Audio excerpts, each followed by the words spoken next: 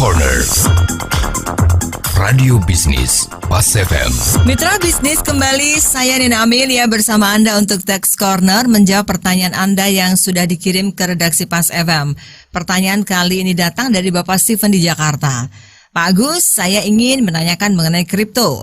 Misalkan saya ada membeli Bitcoin di tahun 2019 sebesar 5 Bitcoin, masing-masing 80 juta, ini 400 juta rupiah total.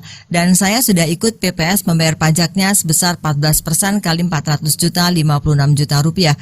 Apabila di tahun 2022 saya menjual semua 5 Bitcoin dengan harga 1 Bitcoin 500 juta sama dengan 2,5 miliar. Yang saya mau tanyakan bagaimana pajak penghasilannya? Karena saya dipotong PPh 0,2% dan bagaimana keuntungan dari Bitcoin ini, apakah masih dikenakan pajak lagi? Pak Steven di Jakarta, pertanyaan Anda akan dijawab oleh Bapak Agus Susantolihin, Tax Partner dari ATS Consulting. Mata uang kripto atau dikenal cryptocurrency itu adalah suatu aset digital yang digunakan sebagai media pertukaran yang menggunakan kriptografi. Nah, kriptografi ini apa? Jadi kriptografi ini adalah jaminan di mana mata uang kripto ini tidak akan bisa dimanipulasi. Karena apa? Karena cryptocurrency itu dibuat secara terpusat dalam sistem teknologi blockchain. Nah, sehingga cara kerja mata uang kripto itu berbasis digital yang terenkripsi dan terdesentralisasi. Nah, oleh karena itu, cryptocurrency atau uang digital itu berbeda dengan mata uang konvensional seperti mata uang rupiah misalkan, atau dolar Amerika Serikat, dan juga atau mata uang negara-negara lainnya. Contoh jenis cryptocurrency ya yang cukup populer, yang memiliki kapitalisasi pasar besar misalkan Bitcoin ya, Ethereum atau Cardano seperti itu. Untuk aturan pajak atas kripto itu diatur ya. Jadi belum lama ini Menteri Keuangan menetapkan peraturan PMK 68 tahun 2022 yang mengatur mengenai pajak pertambahan nilai dan pajak penghasilan atas transaksi perdagangan aset kripto. Nah, jadi di sini siapa saja yang dikenakan pajak kripto ya, yang menjadi subjek pajak kripto. Nah, kalau kita lihat di aturannya itu, di pasal 19 di PMK 68 tahun 2022 itu, di situ disebutkan bahwa subjek pajak kripto itu adalah pertama, penjual aset kripto. Dan yang kedua, itu ada penyelenggara PMSE, ya, perdagangan melalui saluran elektronik, ya, pihak penyelenggara dalam hal ini. Nah, yang ketiga, itu ada namanya penambang aset kripto. Nah, jadi ada 3 pihak ya sebagai subjek pajak kripto. Gimana untuk tarif pajak kripto? Nah, jadi di PMK 68 tahun 2022 di situ mengatur mengenai tarif PPN dan tarif PPh. Jadi untuk tarif PPN ya, jadi untuk perdagangan aset kripto itu dikenakan PPN ya. Dikenakan berapa persen tarifnya? Nah, PPN itu dikenakan sebesar 0,11% dari nilai transaksi. Dalam hal pihak penyelenggaranya itu adalah pedagang fisik aset. Nah, sedangkan kalau pihak penyelenggara perdagangannya itu bukan perdagangan fisik aset ya, pihak luar, itu tarif PPN-nya berbeda ya. Tarif PPN-nya itu dikenakan sebesar 0,22%.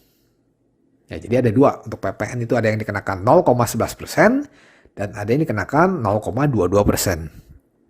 Nah, itu dari PPN. Nah, dari PPh itu untuk transaksi penjualan ya, penjualan aset kripto itu dikenakan PPh pasal 22. Jadi kalau dalam hal ini untuk bagi pihak yang membeli aset kripto ya, yang membeli itu dikenakan PPN. Ya, sedangkan pihak yang menjual aset kripto itu akan dipungut PPh pasal 22. Nah, dikenakan berapa persen? Nah, untuk tarif PPh-nya dua-duanya itu sifatnya final dikenakan sebesar 0,1% ya dari nilai aset kriptonya.